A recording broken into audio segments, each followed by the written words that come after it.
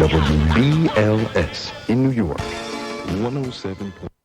With New York City hosting World Pride this month, the MTA has found a unique way to mark the occasion. The Pride logo can now be seen on more than 50 train cars on the one line, which runs between Lower Manhattan and the Bronx. The Pride posters that resemble signs for service alerts are up again for the third straight year. The MTA has also printed up 500,000 Metro cards with the New York Pride logo in front and information about special events on the back.